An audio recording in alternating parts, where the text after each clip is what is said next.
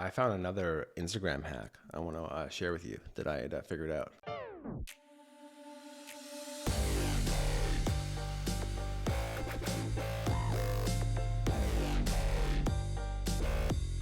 We are repurposing all of our content into Reels, TikToks, all that sort of thing, right? And we did this whole video, Tom and I, about Mark Zuckerberg, right? And I wondered how it would do on Facebook's platforms because I was defending Mark Zuckerberg. I'm still a fan of Mark Zuckerberg, okay? And I got a lot of hate and slack on that whole thing. I support his memes. I appreciate the memes that he produces. Yeah. So, but if you look at the comments on our videos supporting Mark Zuckerberg, it's all just people saying like, "Why would you support a billionaire?" So stuff like that. But there was this one video, and by the way, because we lost our social media manager, we have not been posting on our social media accounts recently. But I am now ready to hire 2 social media managers, and I figured out a whole new pay structure for them. So I'm gonna have 2 people instead of 1. So if one f's off, I still got the other. Anyways, I got the whole thing worked out. But we had this one reel that is now our most popular reel, and it was at 20,000 views. And I looked at it, and it was all about Mark Zuckerberg and defending Mark Zuckerberg, right? Yeah. You guys can check it out. I looked at it, and I was like, holy shit. Like, it had, I don't know, like maybe 600 likes, and it had 20,000 views. You know how many new followers we got? 10. 0. Ouch. 0. So I was like, wow. I was like, why is that? So then I remembered that I was doing the whole, engaging on Instagram thing, trying to do the whole Gary V $80 thing. And I do it very little, usually when I'm on the can. So then I noticed this one guy that he had a video about how you should be posting every day on social media, right? And his caption was just 3 times follow username, follow username, follow username. That was the whole caption.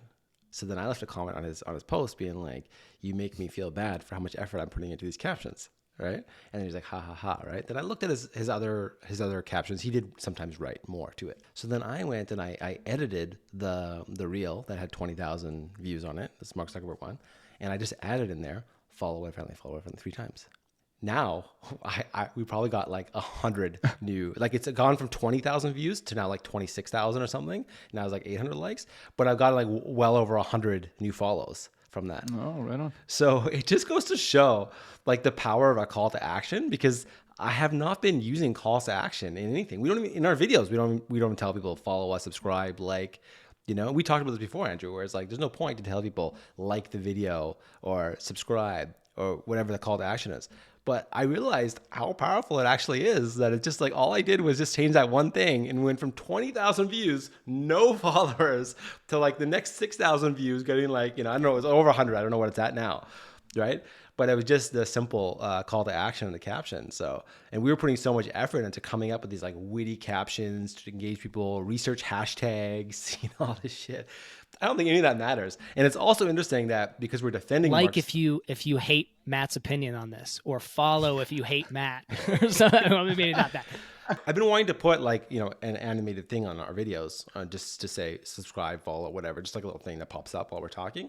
I haven't actually gone through the process of getting that whole thing designed, but I really got to get it done. I should get it done for this episode. But yeah, I just think that, calls to action make a big difference. No, there's a marketing fundamental, hook, story, close. Hook, story, close. In this case, the close is the CTA, the call to action. You absolutely always have to tell the viewer, the user, what to do next. There always has to be a next step, always.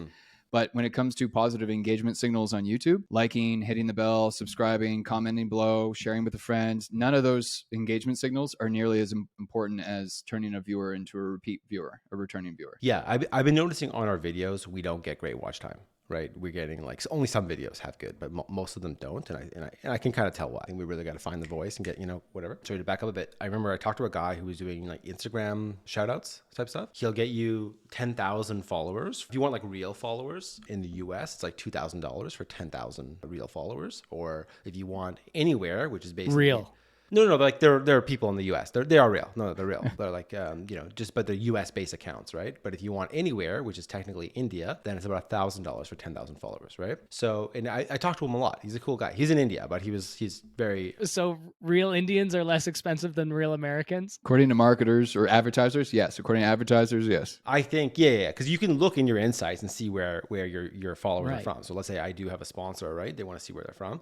Plus, I would assume if Americans are engaging with our content, it'll show it to more Americans versus if, that sort of thing. Anyways, but the way he was doing these channels, he had all these kind of called meme pages. They're not really memes, but, a lot of images with like kind of like an infographic image, like always business type stuff, like quotes from Warren Buffett or, stuff like that. And he just had tons of these pages that had hundreds of thousands of followers. And so what you do is he would just shout you out. So he would just post his regular content, but in the caption, it just says follow, whatever, right? And that's how he would do it. So he'd say, I'll keep on posting your username here until you reach however many followers. So I remembered that was like how shout outs work. Like the content doesn't have to be about whoever you're shouting out. It's just the caption that says go and follow this person. And to me, it never made sense because it's like, who looks at the caption and is like, yeah, I'm going to go follow that person. Like, who cares? Right? Unless the content, like I've seen other meme pages post a funny video of somebody or doing something, and then they're like courtesy of whoever. That would make more sense. Or via, yeah. Yeah, if I gave somebody my reel, I'm like, yo, can you repost this and then tag me in it? That would make sense. They'd watch the video. Oh, that was funny. I want to follow that person. Who was that? And they look to figure out who it was. So yeah, just putting yourself in the caption. And the other big thing was the tagging something. So I tagged the Facebook creators Instagram page. Got 20, now we're at 27,000 views. So the whole thing with like tagging another page does magic. I've noticed that a lot. And then now I realize that you got to put the call to action to say follow, whatever, right? I'm no Instagram expert, but I definitely, there was a time where I was going deep on LinkedIn, and I can tell you for LinkedIn posts, tagging is much more valuable than hashtags. Hashtags are still helpful, but tagging is huge, absolutely huge. I'm sure it's the same for Instagram. Okay, so now that you've gotten a taste of the power that YouTube marketing will bring you and your business, now you realize you got to get started. But where do you get started? Let alone scaling a YouTube channel. How do we even just start a YouTube channel?